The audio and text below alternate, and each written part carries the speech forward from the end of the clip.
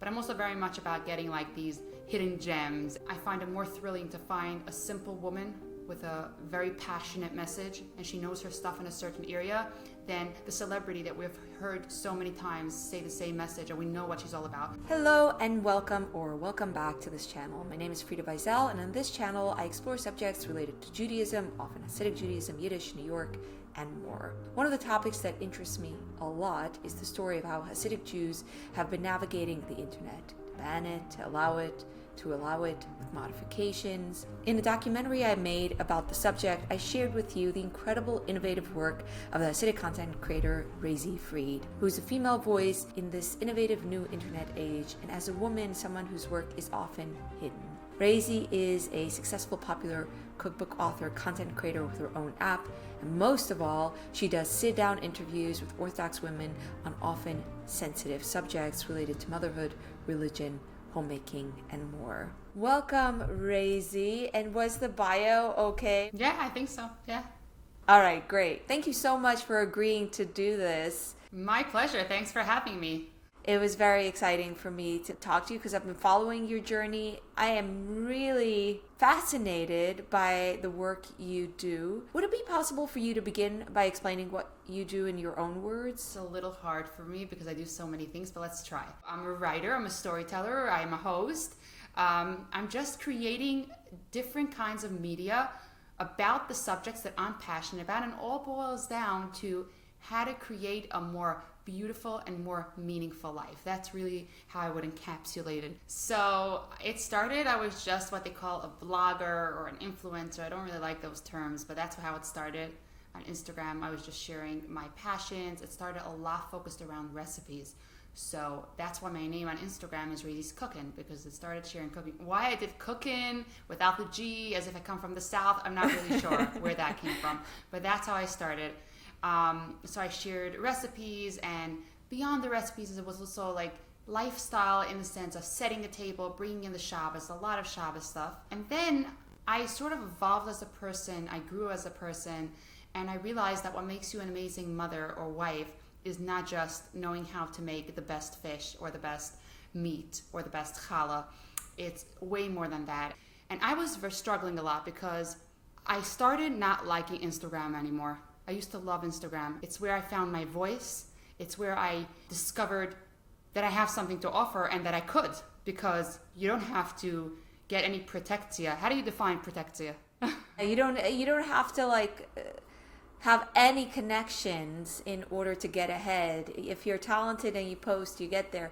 Who was your audience on Instagram in the early days? I don't really know, but it grew. And of course, I always say all the Heimish Hasidic people that are on Instagram are following me probably, but I have a very diverse audience, meaning now I do speaking engagement all over, women that are different levels of observance. So I really have a diverse audience. It's very it's interesting. Sometimes I walk into like Home Goods and the woman that's not even Jewish tells me, "Oh, hi, I follow you." And I'm like, "What?" So wow. I have it all. Like it's a very diverse audience, Baruch Hashem. So I started not liking Instagram, but I did want to use my koiches, my strengths, right? My strengths that I had, the same strengths that I so enjoyed using on Instagram. So that's why I created the platform called Inspired Living, which is a video platform for women. I didn't create it only because of the blocked browsers. I created this platform because I no longer liked Instagram. When I started, Instagram was a beautiful educational place. It became a very toxic place that's perfect for doom scrolling till your fingers are tingly and numb. I didn't feel like you can get to the heart of the matter when you want to discuss a serious conversation. So that's really why I created it. But I knew that I can't put the stuff on YouTube because that wouldn't help many people. If I was to put things on YouTube, women don't have access to YouTube. And I knew that creating such an app and such a website will be able to give access to many women that wouldn't have access to YouTube. Are there filter programs that will filter YouTube and allow your app? Is that how it works? Sure. It's sort of like a little bit like a Netflix for the Jewish woman, but it's a bit more educational. So you have lots of different categories. There's a category on motherhood, on parenting, on self-growth, on cooking, on home decorating and organizing, all of that. If you go on right now, there's already over 100 episodes, and we keep on creating every week another episode. So that's basically what I do. I appreciate it. I think it was interesting to hear your evolution, but also something that I think in your introduction that the viewer unfamiliar with our community, the community that you serve largely, would not take away how incredibly trailblazing your work is. As far as I know, and I think I follow the world of Hasidic creativity fairly closely, there is no one else like you in the Yiddish-speaking Heimische world. And what you're doing is you're like creating a genre. There is a lot of content creators in the male sphere, and I have posted a lot about it. But all of this is very new. You know, when I'm sure you're younger than me, but I'm sure even when you grew up, there was no concept like essentially TV personality, just interviews that comes from the Hasidic community. And it would have been unimaginable that you would exist when I was a child in the Hasidic community. And this is actually something I saw on Ima Mother. People were describing you as a woman that wears double head covering as a way of yeah, I guess they're talking about this. Yes, they're talking about your snoot as a way of placing you as very much in like a very specific category of Hasidish where this kind of content has not existed to date. So I'm wondering how you can speak to your perspective with relation to the internet, how the internet has made your work possible, how your work is new in relation to the internet, and why your work is to me different from other female creators, Orthodox female creators, like what this double head covering means. If you can describe what I mean by that. The way I look is I come from, a very, very Hasidic home, the real deal. So I grew up in Borough Park. I went to Bella School. My family is very typical. So I want to clarify a few things. First of all, I didn't go into this saying, okay, I'm going to become this person or I'm going to create. It wasn't like that. You have to understand that when I started Instagram wasn't what it was today. There was no stories. There was no reels. It was photos. And I just took pictures of food. And then beneath it, I would write a little cute thingy, like chatty style, Instagram style. It wasn't even with my face, and I didn't even have my real name on it. And then probably like 2 years after I came onto Instagram, that's when stories started. That's when Snapchat came out with their stories and Instagram copied Snapchat. And I remember I hesitated. I think at the first few stories, I didn't even show my face. It happened very naturally. Like when I felt ready, I went into it and I sort of flowed with it, and everything that came with it, I just was riding the waves, as you can say. Can I interrupt you for a second? Yes. I think this is going to be on people's minds. Are you allowed to be on the internet? What was the challenge you were facing about, is the internet okay for you as you're deciding to go on to Instagram? So it was very interesting. At first, I didn't face any challenges because I think the people they didn't know what I was doing. I think at the beginning, the people didn't understand social media. They didn't understand anything. They didn't understand what this game was all about. Or maybe they thought it was a game, And therefore, they didn't understand what I was all about. And as the years went on and social media came into our world, people started to understand what I'm about. So I think at this point, Baruch Hashem, I have the respect. It did come with some challenges. I just really flowed with it. And it came from a very natural and sort of deep place within me where I felt that this was my mission. I think it would be almost blasphemous to say that Hashem instilled in me all of these strengths and talents and not use it. So I felt that very, very, very deeply. And I just made sure to make whatever needed to work so that I can continue doing it. And that being said, I don't really understand why I'm the only one. I really don't. Because while I understand that there might be some hurdles to get over, people might not understand what you're all about. People might not even look down at you because it's just a little unconventional. I don't see myself as so unique. Like, I don't see myself as something, one in a century. And I sometimes don't understand why there aren't more women using their voices. And it doesn't mean just on social media. Even within the more conventional Jewish scene, speakers, I always say we need more. We need more Jewish women especially respectable women, we need them using their voices. We need them speaking, writing, coming out with the right type of books, whatever it is. Not everyone resonates with what I say. Like, there has to be a lot of different voices, a lot of different personalities, so that everyone finds at least one or two women that they can be inspired by and that they can look up to. I'm surprised by how many women you find to interview, because there are just not so many personas to speak to. Baruch Hashem, within the Jewish world at large, there's enough people that I can interview, but you have to understand, I'm interviewing them. If they would go out on their own, pave their way, create media, speak, create books, that's a whole different kind of skill than being interviewed. Many of them do. Many of the people I interviewed did create beautiful things, and that's why I'm interviewing them. But I'm also very much about getting like these hidden gems. I find it more thrilling to find a simple woman with a very passionate message, and she knows her stuff in a certain area, than the celebrity that we've heard so many times say the same message, and we know what she's all about. Yeah. I think, to be honest, I think you have to be lucky to marry a man and to be in a family that is supportive, right, in order to navigate a voice. Some women do their own thing. Their husband doesn't necessarily have to be on the same page, but for many women it's a matter of having the cooperation of their entire family, and not everyone has that. And also, I think that you're the first of a lot to come. I think so. I hope. You're definitely right that you need a husband that supports you 1,000%. I remember when I was starting, it was just cooking, and I went to someone's house, and that woman is a very successful chef. She knows how to cook. She's really amazing. And her husband was just mocking, like putting the parsleys and like the garnishes, and how she's maching sich mishiga, which means driving herself crazy. And of course, nothing ever happened of that woman because she just didn't have the support. And when we're talking about support, it's not just going out on Instagram using your voice, it's with everything you do. So if you want to take pretty pictures of your food and put some parsley flakes and you're being mocked, obviously, it's very hard to continue. So Baruch Hashem, I didn't have that, and I had just the opposite. And my husband is very supportive. My family is also mostly supported. I'm not going to say I didn't encounter any, not my entire family was right away from the start cheering me on, but more or less, I would say 85% Baruch Hashem. So on the subject of Shabbos, I actually really enjoy a lot the content you create about Shabbos. I do something special every Friday to usher in Shabbos, but your content brings me back. It gives that flavor of a Hasidische Erev Shabbos, the energy of Friday. So I want to play a clip of your Erev Shabbos. It's not an interview, and then I hope we can talk about it. All right? Sure.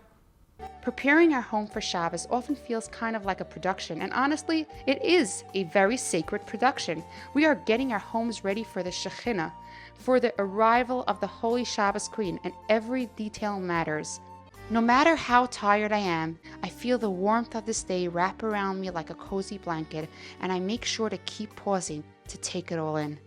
And when my time comes to light the Shabbos candles, to talk to my Father, I run into his arms like a child seeking comfort. Achieving that profound connection doesn't just happen, it requires effort and intention. And it's precisely the physical preparations of Shabbos that fosters that spiritual Shabbos feeling within our souls. When I watch it, I can smell the challah on the blech. And I wonder, can someone who didn't experience the challah on the blech and the Shabbos table set feel this video the way we can feel it? You can ask them now. Yeah. Put in the comments. We want to know, if you didn't grow up with a house like this, does this evoke any feeling? Let's hear from the people. Yeah, I wonder. Gives me a lot of very, very good feelings. I think the main power here is the music. When I have to do the work of finding the soundtrack, it's very hard, but I love that part. Jewish music, I think we know it, many people know it as just one type, but there isn't. There is so many different genres within Jewish music. There's the English, there's the Hebrew, there's the vintage, there's the old, there's the new, there's so many. And I love them all. You pick your own music for your videos? Yes. And the music is not just in the video, in my house. Erev Shabbos, the music is playing on speaker in my house. When we forget to put on that music, and sometimes it can get very tense because Erev Shabbos, people are rushing, and also they say the Satan, which is the Satan, the devil, he just makes it his extra special business to make people extra frustrated on Erev Shabbos because he knows it's a auspicious, holy time. So we have to be careful just to keep it calm so that, emotions don't boil up and you don't just start picking fights for nothing. Shabbos is really all about what we make of it. It's about the preparation. It's all in there. It's not something that magically comes down and then it's Shabbos. We really have to bring it into our homes and into our lives. When you're fortunate to grow up in a community like that, you can literally feel it on the streets. So I explain that because I feel like when you're young, you need to understand that sometimes you grow up in a home and Shabbos just happens. But then when you get married, you learn that it's all in your hands. And how Shabbos will feel and how you experience Shabbos is really all about how you create the atmosphere. I like to point out to my children very often, it's snowing outside and we're all cozy inside. So I point it out to them. I point out, we created this cozy atmosphere. It didn't just happen because it's snowing outside, it's all cozy inside. No, we snuggle up with a blanket. We have our hot cocos, whatever it is. Empowering children that whatever happens in life, there's always something that you can do to make that moment in life richer and a better atmosphere.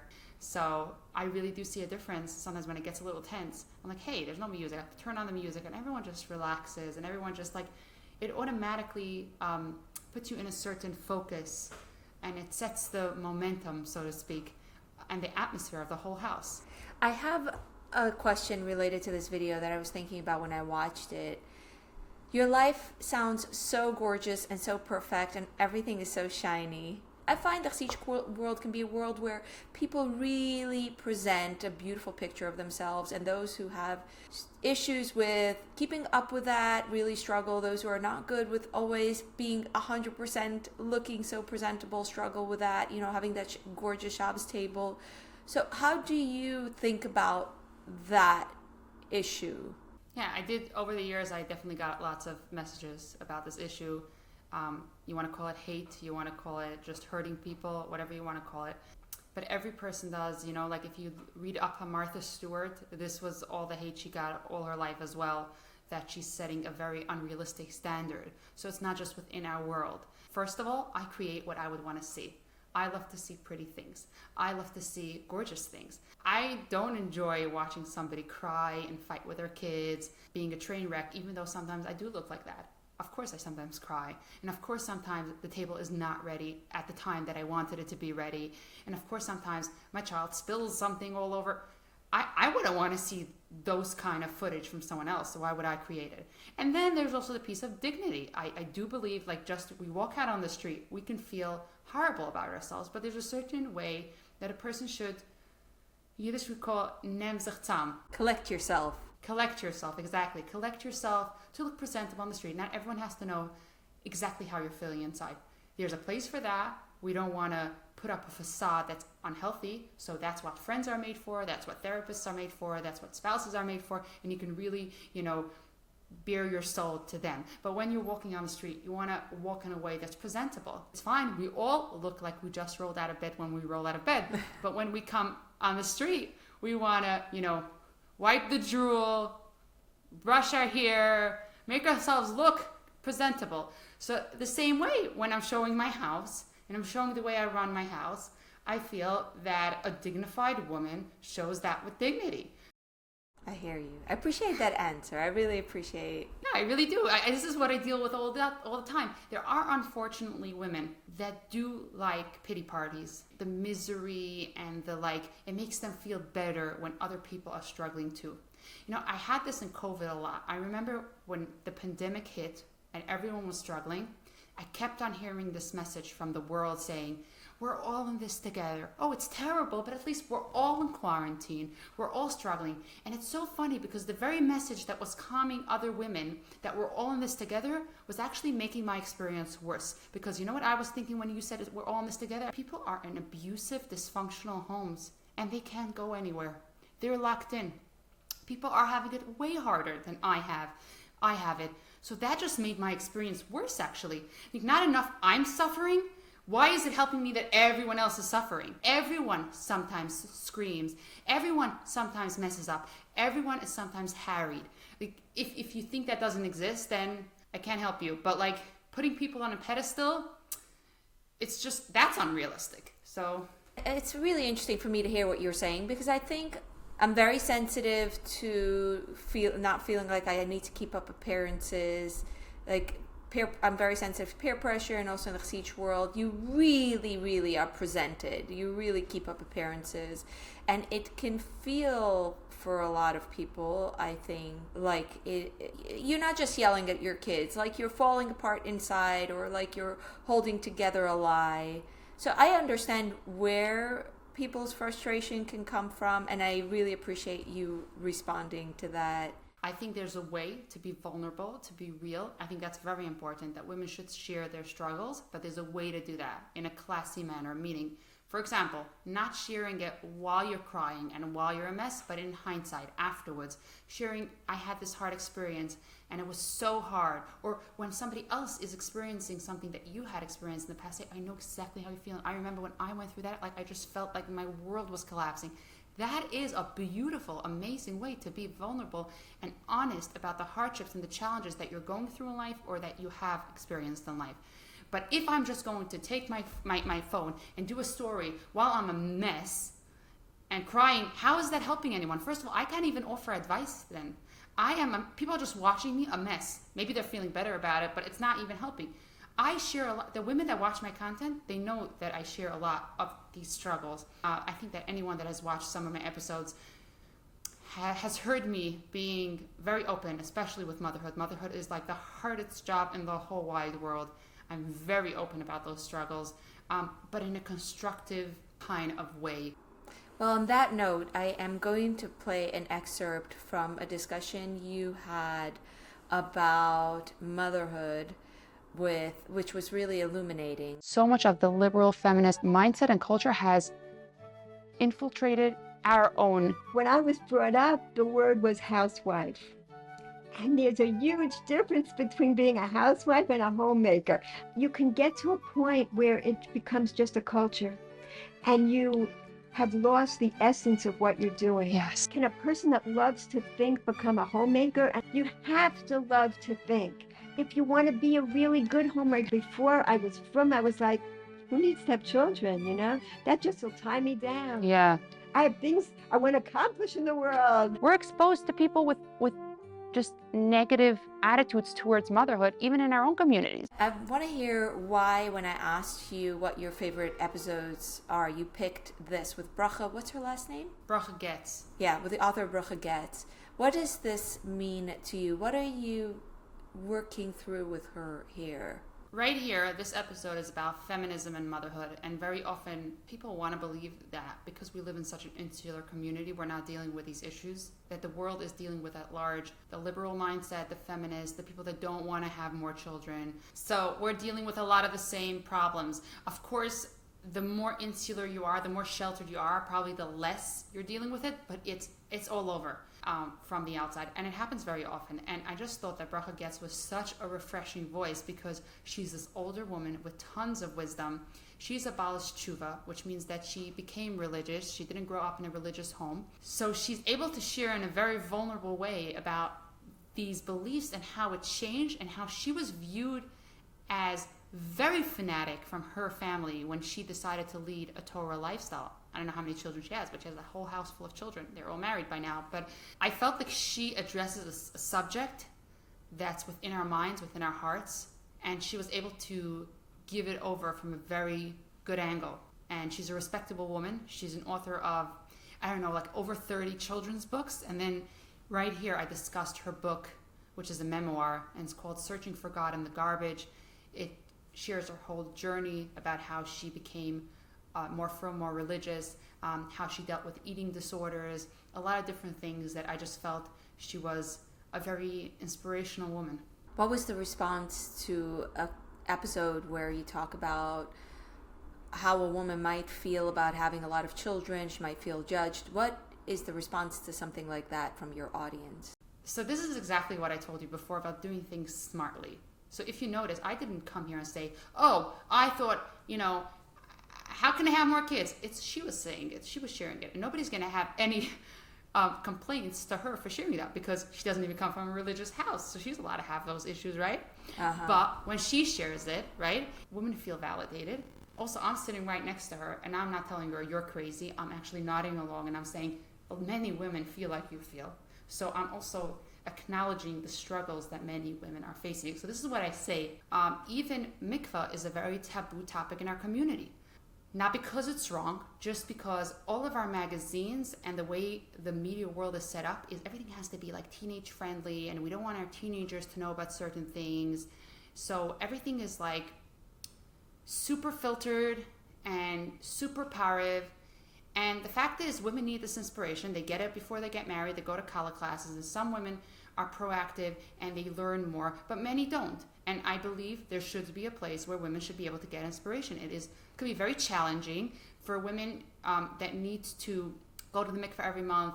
You know, the day of the mikveh could be overwhelming. It is a beautiful thing, but it could still be overwhelming. At this point, Baruch Hashem, I think I've gotten the trust from women. I don't get any hate. I get hate about other things, not about this. And it was received very well, this episode. No complaints. I didn't get not a single message and not a single email against it, just the opposite. I was moved to tears. I was crying. I have 3 kids under the age of 6, and it's so hard for me, and I was struggling, and I just opened the episode, and you literally explained the way I feel, and now I have hope that I can do this too. Because it's just part of it. It doesn't mean that you're not a good mother or you're not doing it right. It's just the struggles come. A good thing Comes with challenges. Yeah. It's not a Jewish thing. It's not a community thing. It's a part of life. So whatever it is for you, if you're building a beautiful family, you're going to have some tears along the way. If you're building a business, guess what? It's about the way you do it. It's really the way you do it. At this point, I'm able to be more open with my struggles just because I have that foundation. People know already what I'm all about. So on that note, since you mentioned the mikveh episode, I want to play a clip from your mikveh visit, and then I want to hear what it meant to you to do an episode about the mikveh. I want to show the viewers what it was like. Look at that. So this is art. Right. There's I've the never ombre. seen anything like it. And this is the heart and the secret of mikveh. This is what creates a kosher mikveh. And everything else are just the bells and whistles that you need so that women enjoy the mitzvah and enjoy coming here. And it's not just by women for women. It's this mikveh was conceived of and donated by 3 brothers, 3 men who took a look around and said, we're going to build the most luxurious, the most technologically advanced, and the most pleasant, the most amazing mikveh for women that we can possibly create. I kind of see, when I see the parking garage and the Shabbos button and all the iPads in the space, I can feel that male influence. So these men are both protecting and enhancing what has always been a mitzvah specifically for women. Yes, and we know this. We're inside, but you know the media and what's out there about this. We don't have to even oppressed go there. women No, and no, the no. men and the whatever. I It's sometimes so get that beautiful. question on the tours that I give, because this whole thing is so surprising. And whenever they ask about, Orthodox women, how we're treated and how life is, I'm like, have you ever met an Orthodox woman? I like that she didn't like me going there. Yeah, I know. I laughed when I looked at it. She was like, we don't have to talk about it. That was very funny. What did this episode mean for you to show the ritual bath to women who presumably all go to the ritual bath? Usually we think of a mikveh episode, we think of doing it for the secular world that is fascinated by this pool that women immerse themselves in after they menstruate, and there's like a fascination. I just found out that Sex and the City had an episode where apparently one of the characters goes to, I didn't know this. I never heard about that. Yeah. I never heard of it. I know Oprah's interview. I know Oprah's tour, but I don't know about that one. Okay. I did not see it, but someone mentioned it to me, and it's the kind of thing that popular culture will latch onto because it's so intriguing to the outside world. Wow, these Orthodox women go to the mikveh, and some people will have very negative connotations associated with the mikveh. It's interesting because Dina Rosenfeld, she's amazing. She's actually the creative director of Achai Publishing, lots of Jewish books. You know the book Yossi and Label books, the Label and Label? I'm not sure if you grew up with those because maybe it was too fancy for you. It was too fancy for us. Yeah. But she is actually the author of those books. It's very popular Jewish books. I grew up in Monroe. Yeah, we did not have it. We definitely didn't have it. But I watched the whole episode, and she She just oozes a tremendously warm personality. She's blessed. She's blessed. She does these tours for actually not religious girls all the time, mostly. Even like 16-year-olds, teenagers, she introduces them to the mitzvah. But what's amazing is that most of my viewers, most of my subscribers are religious women. You know, sometimes I get messages, I'm Catholic, I'm Christian, can I subscribe? I'm like, I don't see why not. Check it out, see if it's interesting. There's so many values that we share, especially if you're religious, you're Christian. Family values. I mean, the episodes on marriage and relationship, I'm sure you can learn. So I definitely have some subscribers that are not Jewish, but we would say that most are Jewish and probably most are observant. But they all messaged me after this episode, like, it reignited something. The way she put it down, even though we're all doing it, we need that support, that chizuk sometimes, to hear it again, to hear what a meaningful life we're living and how special this mitzvah is, because it's very easy to start doing things by rote and just because we do things this way. I think this is true with any culture, with any religion, with any kind of life that you lead. Even if you know that ideally this is the right way to live, it's very easy to get used to it, and it almost becomes uninspired, like that other woman said before. I think it's very important for Jewish women to keep on supporting themselves and listening to the right things that will uplift them and that will remind us. You know, we pray every day, we repeat the same things every day. You know, Hashem knows, God knows, you know, that He created this beautiful world. Why do we have to keep on re-saying it? Why do we have to keep on thanking Him? I thanked Him yesterday. There's something to strengthening those beliefs and saying it again and again so we feel it deeply and we live by it. It takes work, and it's important to remind women about the special work they're doing, especially something that they don't get to see in the magazines and very often.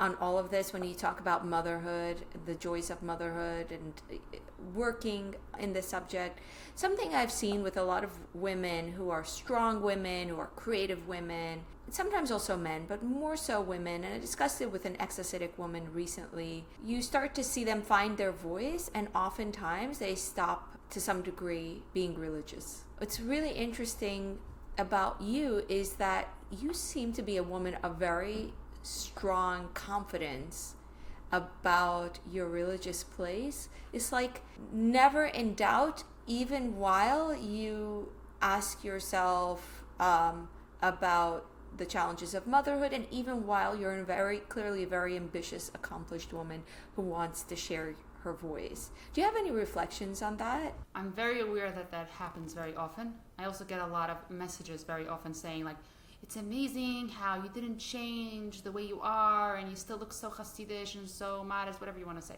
I really don't get it. I don't get it. I don't get why success should make a person... I probably, if I wanted to understand it, I could like study it and understand it. But to me, the reverse happened. To me, the more popular I became, the bigger responsibility I felt on my shoulders. If I, for some odd reason, decide to change the way I look right now, the whole world is watching me. And what does that tell? I'm giving the message that to be successful, you have to look a certain way. You can't look the way that you believe in. Like your values have to be compromised. That's not what I believe. That's number one. Number two, that would be such a sad thing. Like, to me, I feel like if I was a nobody, right? Like if nobody knew who I was, I might have been more prone to become more modern, whatever that means, than now. Because now I know the world is watching me. So I have a certain responsibility. That's what I feel. So I don't see why the reverse usually happens, that the more popular somebody becomes, the more successful somebody becomes. Yeah, I don't understand. Do you understand it? I think I do understand it. I think a part of it is it's really hard to have a voice. That's my experience in the Hasidic world. I think that's really why. So maybe it's not the success. Maybe it's the fact that they didn't have support. When you're not supported by a certain... Let's say if your husband is not supportive, so obviously your marriage is not working out either, then okay, then I can understand it. But success in itself, or being this in itself shouldn't lead a person to change their values. That's what I think. Unless the values were never real values and the woman never learned and never connected. You need to learn.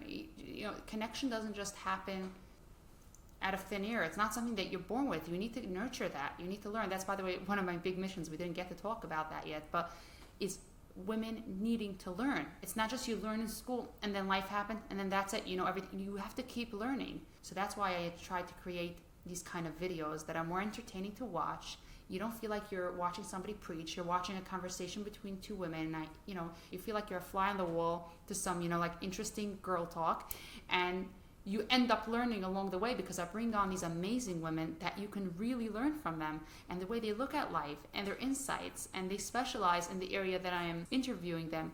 So I'm all about learning. And I think the kind of example that you bring from somebody that sheds all that because she became successful, it's because she was never connected. And why was she never connected? Because she didn't learn. It's very interesting. Many women, they are so well versed in, I don't know if they're a lawyer, right? They know everything, but then their own background, their own religion, they never took the time to learn beyond Noah and the Ark that they learned in Parsha in school.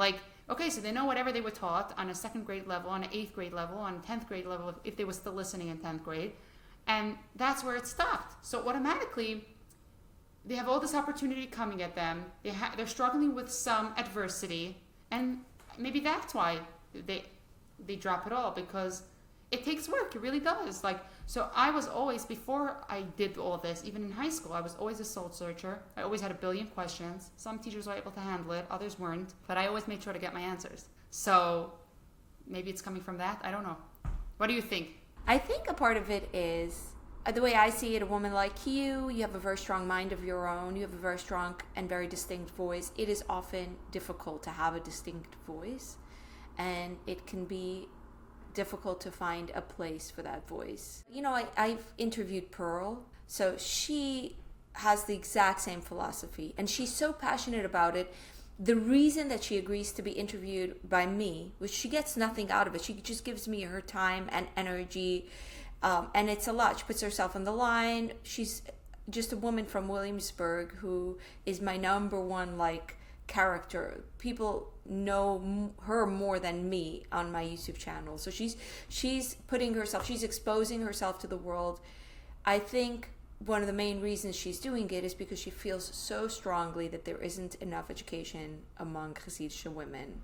That there's not enough learning, that too many people are doing things by rote. She agrees with you very much, and we've had a lot of discussions about that. And it's definitely true that, from my perspective, that Hasidic women from the Yiddish-speaking Hasidic world don't have a very big emphasis on learning. And actually, on that note, I want to show the last clip that I prepared, which is you going to Crown Heights. And I really love that. It was really interesting to see that kind of crossover and you talking to Lubavitcher women. Some of my viewers might already know that Lubavitch is quite a different group than the groups. We are closer to each other. And whatever we just shared is not applicable to them because they're all about learning. Exactly. And we saw some of that in this episode. I'm going to show just a very brief clip where we won't see it. We'll just see you in Crown Heights, but we're going to talk about that. People get really excited. Everyone you meet, they'll be like, "Oh, I lived in Crown Heights when I Yeah, was like 5." I'll say my mother grew up in Crown Heights. Not that different. We all have that same neshama. The woman is everything. She can even do beyond her home. She has so much to offer the world. This is not what we were talking about right now, but this episode ends with you going to the Oihel, I think it's called, the Rebbe's. Is it the Rebbe's resting place? Is that what it is? Yes, he's buried there, yeah. Is it in Queens? Yes. Oh, so you traveled for this episode from Crown Heights to Queens. Yes. We're in 2 locations. Oh, okay, all right. It was really moving. It was very beautiful, and when you went in, I was wondering if the camera was going to follow you in. A lot of people take videos inside, but it's not so respectful. So I wanted to respect that. I have a lot of Chabad friends, and they say that a lot of the other people that come there, they take the pictures inside, but the Chabad people, they have a certain respect. They wouldn't take pictures inside. Reverence. Yeah, reverence, right, that's the word. So, you were saying before about learning. How is it different in the outside world? How do you see it? I think, for instance, if we talk about Crown Heights Hasidic women versus Hasidic women from Borough Park or Monroe, there is a distinct difference. I don't know about the wider world. Yes, that definitely. Yes, the wider world. I don't think. I'll tell you what. I don't think they learn either. I think they binge watch reality TV all day. I don't think they learn anything super educational either. I just think that maybe they don't feel the need as much because maybe their life is not as challenging. Like when you're doing your mission, when you are living a certain lifestyle that takes a lot from you, and in Jewish lifestyle is a committed lifestyle. If it's keeping all the mitzvahs, or if it's being a wife, a Jewish mother, and especially if it's all three, it's a lot. And to remain in the right state of mind, positive, happy, to be able to have that feeling of feeling fortunate. Like we're all princesses, we know that. But to be able to feel that requires a certain level of connection, and that connection comes from learning. So I just feel, I don't think anyone is better. I don't think the world is learning so much and just Jewish. No. I just think that Jewish women have a greater need to keep learning so that they can really maximize their potential and be in the right state of mind and have the right beliefs so that they can glide through life a little easier. What about working with Crown Heights? What's it been like? Have you always had a lot of friends in Crown Heights, or has No. it come out of your work? It's out of my work, definitely. Has it been surprising? Like, what's been the experience making that connection to the Crown Heights Hasidic women? It's not so surprising because I was familiar with what they're all about. My mother grew up in Crown Heights, so a lot of Hasidim grew up in Crown Heights, so that doesn't really mean anything. But it's not like I didn't know what they're all about, but it's been a privilege. It's really been a privilege being connected to these women. I mean, they don't struggle with any of this. Like, whatever, all your questions would not be applicable to them at all. Like, what we see in many Hasidic communities is that there's a leader and there's a bunch of followers. And in Chabad, they have this beautiful, they also need to be followers because the Rebbe definitely emphasizes that you can't just come and talk whatever you want. You have to have somebody that you look up to, but you're also a somebody. Yeah. You're also, we need you. We need you to use your kaichas, to use your strengths to bring Mashiach. It's not just you're another person. No. You need to be proactive and use all your talents and use your voice. It's a whole different way of being. I can't even explain to you. Like the respect that the Hasidim have for the Rebbe, who is no longer alive, it's not just because of his yichus, meaning his lineage, or because of how much of a powerful man he was, or because of the hierarchy or anything like that. It's because they truly and deeply understand what Hasidus is all about, what he stood for, what he was all about. But in Chabad, it's not just that the Rebbe should pray for you. It's not just to get from him. It's to be like him. Like they want to emulate him. And they put in the work actively every day to learn his work, to learn his sichas, and to see how they too can impact the world and make the world a better place and share their knowledge. So they have to keep learning. You know, when you're a teacher, you have to keep on learning because at a certain point, you're going to dry out. It's been a privilege to work with these women, and I have several episodes with different Chabad women, and I just want to say this, that we live in a day and age where anyone that's interested in knowing about Hasidim or Hasidus, the information is out there. We live in an open world. It's not just by following Frida Wiesel's YouTube videos and looking at her YouTube videos, which your videos are amazing. Go on to Amazon. There's so many amazing books in English or in Spanish or whatever language you're well versed in. This wisdom we have, it's not just for us, it's for the world at large. We're here to make the world a better place. And we need you. We need everyone. Is there a risk, Razy, of you becoming a shlucha, or are you already a shlucha for, like, in the Chabad tradition? So the word shlucha in Chabad tradition, it is like these how do you say? Emissaries. Emissaries. See, I knew it's not missionaries. It's these emissaries. Okay, it's these emissaries that travel all over the world, and you'll find wherever you go, there's a Chabad house, which means that even if you're like in the jungle in Africa, there's no Jews living there, you'll find a Chabad house nearby, so that if a Jew, passes by or somewhere, they're there spreading their light. They're there for anyone that wants to learn, that wants to connect. So that's what shluchim are known as in Chabad. But the word shlucha comes from the word shlichus, which is shluchas. We have a word called tafkid. It's our mission on this world. Every person is created with a specific mission that they need to do in this world. Now, growing up, this word tafkid was a very scary word because it was like, oh, you have this mission, how are you going to know what it is?